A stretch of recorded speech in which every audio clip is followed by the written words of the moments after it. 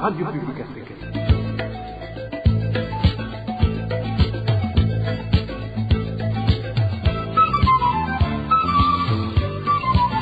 Radio Publique Africaine.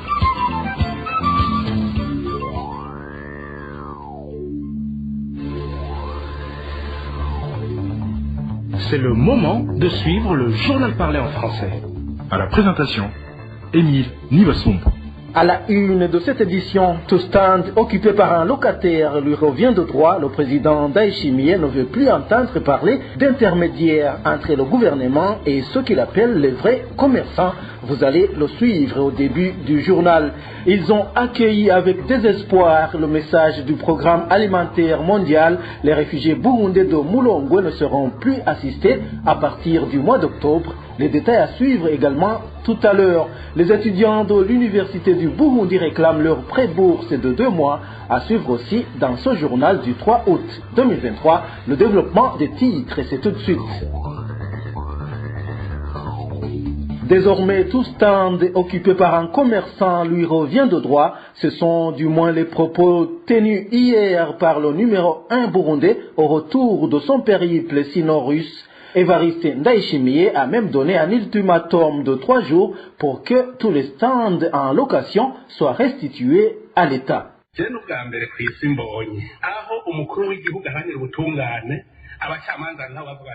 la première fois que je vois des juges s'entendre à un président qui lutte pour la justice. Et tout ça à cause de la corruption.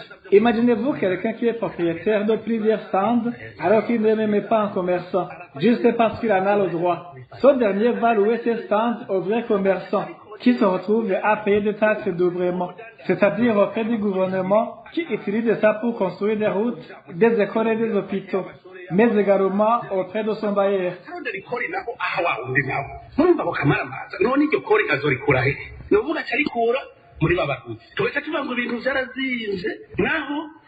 Et vous vous étonnez de la montée incessante et vertigineuse des dards.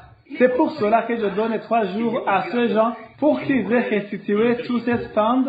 Sinon, je vais en découdre avec eux, car la personne qui souffre de cette situation est le petit peuple, et ça, je ne peux pas le cautionner. Alors, j'invite les propriétaires de ces stands en location à se mettre en contact dans les meilleurs délais avec les commerçants, car désormais, ces stands appartiennent aux commerçants, qui le tiennent pour dit, et personne ne vient les embêter. Les personnes habilitées doivent procéder à l'enregistrement des stands et mettre au nom des commerçants. namenye ko icyo kibanza ari buriwe bace bamwandika na karangamuntu yiwe bamenye yuko ari we afitanye imigenderanire n'uburongozi bw'igihugu. Le président Ndayishimiye a également mis en garde toute autorité qui aura le malheur de se retrouver sur la liste des propriétaires de ces stands. Selon lui, le châtiment sera exemplaire et sévère. Abo bantu tubahagurukire ko je navuye hasi none kuko mwebwe abenegihugu mutashigikira.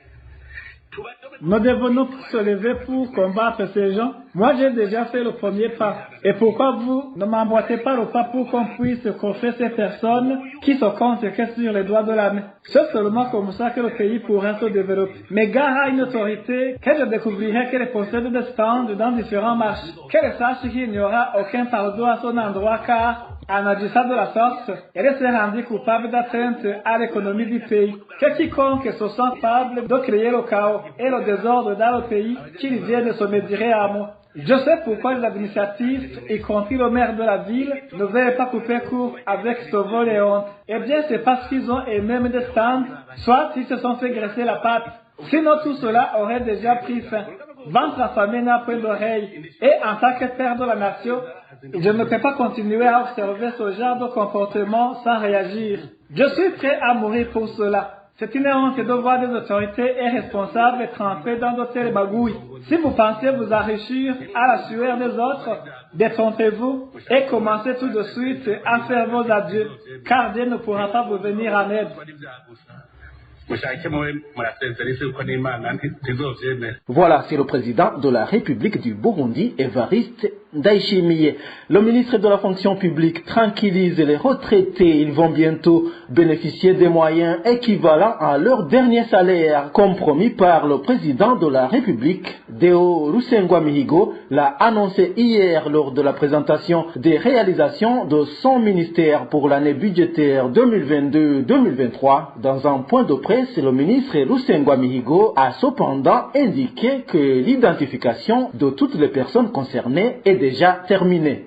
Comme l'a si bien dit son Excellence le Président de la République, les retraités devront partir avec un montant égal ou presque égal au salaire régulièrement perçu. Eh bien, à ceci, nous sommes à l'opération. Nous sommes d'abord attelés à calculer les départs des retraités, ceux qui partent à 60 ans, ils sont à combien? À 61, à 62, à 63, à 64 et à 65 ans. Ce qui fait 6 promotions de retraités. Cette opération est déjà clôturée. Nous savons maintenant les effectifs. Maintenant, nous sommes à la deuxième opération qui est de régulariser la carrière de ces retraités partants. Nous sommes à l'opération et en pleine opération. Nous osons espérer qu'avant la fin du mois, tout sera donné parce qu'il y a des équipes fortes qui sont mises en place et qui sont au travail. Nous osons espérer qu'à la quinzaine du mois, ou tendant vers 3 semaines du mois, qu'ils auront déjà terminé.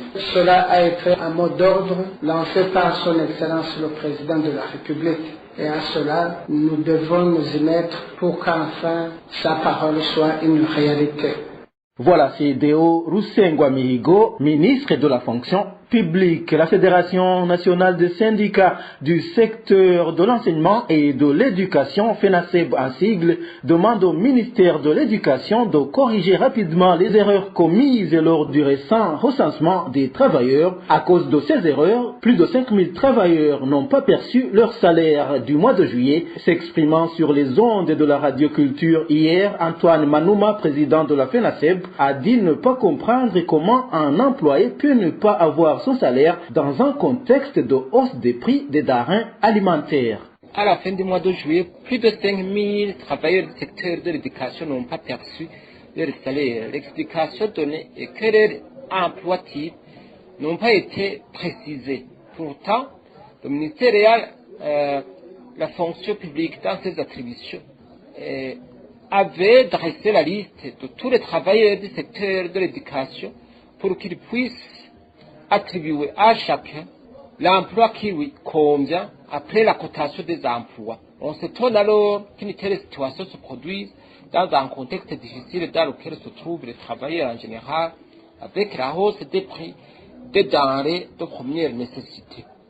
Nous demandons que la correction soit rapide pour que ces irrégularités soient corrigées pour alléger les peines qu'endurent les travailleurs concernés. La hausse des prix de presque tous les produits de première nécessité inquiète les Burundais. Cette situation touche tous les secteurs de la vie du pays. Aujourd'hui, nous vous parlons de la situation qui règne au sein des chauffeurs de véhicules de transport qui affirment que ce n'est plus possible pour eux de faire vivre leur famille. Les détails avec Danny Claire et la Trompe.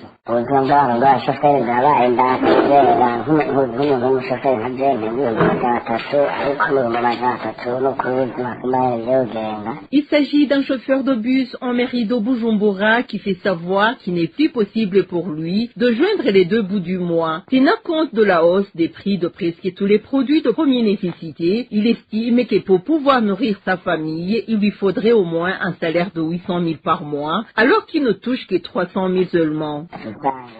Tu dois payer le loyer, par exemple, 250 000 francs.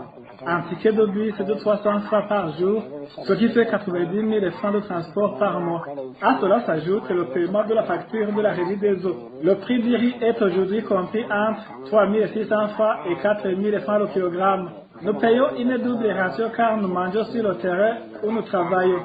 Il y a aussi le charbon dont le prix a aussi augmenté, sans oublier que la facture de la régie des eaux peut aller jusqu'à 2 000 francs pour l'eau et 30 000 pour l'électricité. On se rend compte qu'un chauffeur, pour se vivre ici au Burundi, il devrait avoir 800 000 francs burundais de salaire par mois. Il s'inquiète cependant qu'il ne voit pas comment se procurer de ces 500 000 qui lui manquent, vu qu'on peut se rendre au travail et rentrer bredouille.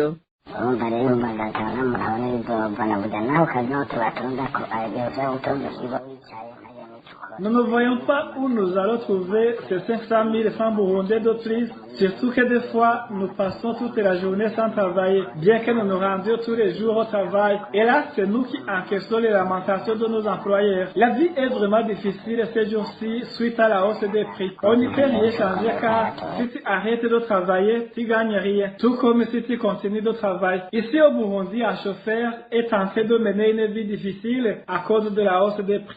Cette situation est similaire aux autres secteurs de la vie du pays. Nous y reviendrons. Dans un instant, nous vous parlons gouvernance dans le secteur de l'éducation.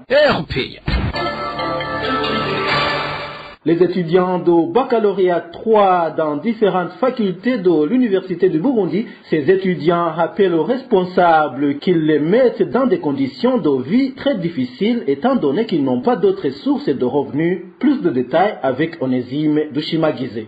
La tranche de pré-bourse des mois de mai et de juillet est effectivement celle que les étudiants de baccalauréat 3 dans différentes facultés de l'Université du Burundi réclament, vu que jusqu'aujourd'hui, ils ne l'ont pas encore perçu. L'un de ces étudiants raconte.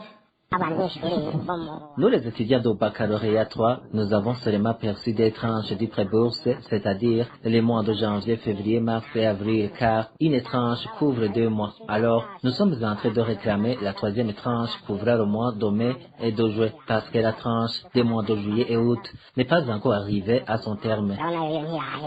Ainsi, dans la vie quotidienne de ces étudiants de l'Université du Burundi, les problèmes se sont multipliés du fait que la plupart d'entre eux ne peuvent pas payer les loyers. Ils font également savoir qu'ils ont des difficultés pour se nourrir car ils sont très éloignés de leur famille. C'est vraiment un sérieux problème pour un étudiant qui loue un appartement, car après 2 mois, sans payer le loyer, le propriétaire de la maison commence à demander le loyer et il arrive que même le bailleur te chasse de sa maison. Un autre problème est qu'il est très difficile pour les familles se trouvant à l'intérieur du pays d'envoyer de la nourriture à leurs enfants, étant donné que les prix du ticket de transport sont devenus très exorbitants suite à la hausse des prix du carburant, alors que les parents n'ont pas assez de moyens pour pouvoir envoyer la ration alimentaire. Ainsi, toutes ces difficultés font que les étudiants vivent de façon précaire. Ces étudiants de l'Université du Burundi insistent et demandent aux autorités chargées de l'octroi du pré-bourse tous les 2 mois de respecter le délai convenu, vu qu'ils savent très bien que ces étudiants n'ont pas d'autres sources de revenus pour survivre. Ces étudiants demandent également aux autorités de l'Université du Burundi de trouver une solution durable à ce problème d'octroi tardif du pré-bourse qui se répète. Pour clore la page gouvernance dans le secteur de l'éducation, l'école primaire Saint-Michel de Bujumbura est dans un état regrettable. Plusieurs bancs pupitres sont cassés, certaines vitres sont brisées. Pourtant, quand on observe cette école de son extérieur, on dirait qu'elle n'a aucun problème. Le point avec Elvis Nyomungere. L'école primaire Saint-Michel se situe tout près de l'église catholique Saint-Michel dans la zone de Khero, en commune Mukaza de la mairie de Bujumbura. À part que l'hygiène à la dite école reste à désirer, même la plupart des bas pupitres sont cassés, sans oublier les vitres qui sont dans le même état. Ce qui ne fait que compliquer la vie des élèves. L'un des parents des élèves de cette école témoigne. Quand tu regardes cette école de l'extérieur, on dirait qu'elle est très magnifique. Mais quand tu entres à l'intérieur, c'est très dommage. Les peintures sur les murs ne sont plus identifiables. Les bancs pupitres sont en très mauvais état. Les vitres sont presque tous brisées. Et c'est pareil pour les tableaux noirs. Aucune classe n'a pas de vitres. À cette école, on y trouve souvent des chèvres à la recherche du pâturage. Tu ne peux pas reconnaître si ces chèvres appartiennent à la population des alentours ou si elles appartiennent à cette école. C'est toujours les parents qui fréquentent cette école. Même les latrines nécessitent d'être réhabilitées car beaucoup sont en mauvais état. C'est très dommage, les toilettes sont traditionnelles, elles sont à très mauvais état et elles nécessitent d'être réhabilitées car vous savez que nos enfants risquent de tomber là-dedans et y laisser la vie. Habituellement, les parents, il y a des enfants à cette école, demandent aux autorités de cet établissement, de même que tous ceux qui le peuvent, de faire un geste afin que cette école utile pour l'avenir des enfants soit réhabilitée. Dans un instant, nous nous rendons dans les camps des réfugiés. La désolation est totale au sein des réfugiés burundais du camp de Mulongwe situé à l'est de la République démocratique du Congo après qu'on leur a annoncé qu'ils n'auront plus d'assistance après 2 mois. Cette annonce a été faite hier par le représentant du programme alimentaire mondial au Sud Kivu. Le représentant des réfugiés de Mulongwe, Deo Nakirutimana, indique qu'ils ne savent pas sur quel pied danser, d'autant plus qu'on leur avait interdit de s'occuper des activités commerciales à l'intérieur du camp. Uno munsi twagendewe n'umukuru wa PAM atwara aka karere ka Sud Kivu. Nous avons eu la visite de la représentante du programme alimentaire mondial dans la région du sud de Kivu, au siège de Bukavu. En peu de mots, elle nous a dit que nous serons aidés pour le mois de juillet et août. Après ces 2 mois, ça veut dire que nous n'aurions plus d'aide, parce que les États qui ont octroyé des aides aux réfugiés se trouvant en République démocratique du Congo se sont désengagés. Mais elle nous a dit que le PAM et le HCR vont continuer à chercher un autre donateur. Elle nous a rappelé qu'ils avaient expliqué depuis 2021 et 2022 que les aides pourront être arrêtées. C'est la nommée Madame Désiré qui l'a expliqué. Les réfugiés ont dit que lorsqu'ils demandent de rentrer, le processus prend une longue période, une période de 3 mois. Mais le CNR a dit qu'il ne les empêche pas de retourner dans leur pays, mais il y a des problèmes de moyens financiers et ceux de transport. Mais celui qui est pressé, il peut partir avec ses propres moyens. Actuellement, les réfugiés ne savent pas à quel sens vouer. Vous savez qu'on nous a interdit de faire du commerce à l'intérieur du camp et maintenant on annonce que l'aide de la ration est interrompue jusqu'à ce qu'il y ait de nouveaux donateurs. Nous avons demandé si le HCR ne fonctionne pas de la même façon dans tous les pays. Ils nous ont expliqué que nous les réfugiés de la RDC, nous sommes assistés par les États-Unis et qu'ils se sont désengagés.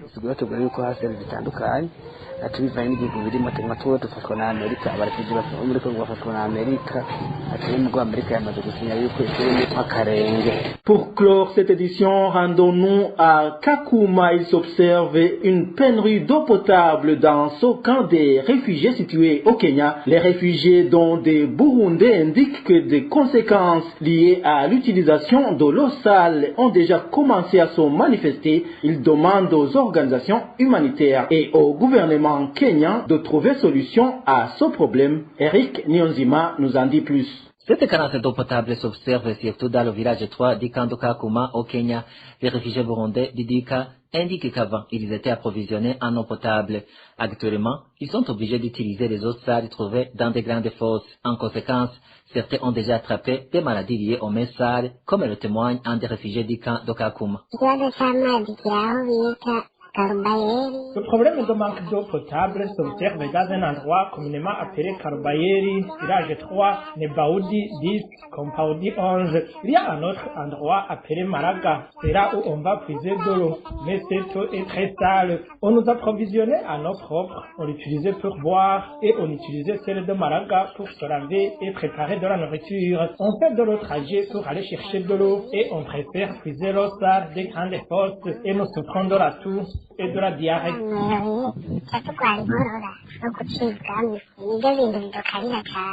Les réfugiés burundais d'Ikando Kakuma indiquent qu'ils recevaient des comprimés qui tuent les microbes de cette eau sale, ce qui n'est plus le cas. Ils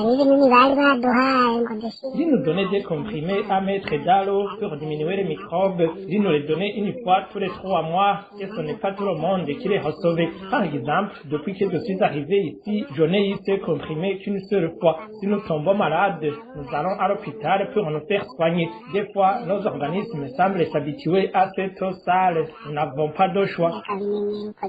Les réfugiés burundais d'Ikando Kakuma au Kenya demandent au HCR et à toutes les organisations chargées des réfugiés de les aider à trouver solution à ce problème. Voilà, c'est par ici que nous mettons un point final au journal du 3 août 2023. Merci à vous tous qui nous avez suivis. À la présentation, c'était Émile Niwasumba. Au revoir.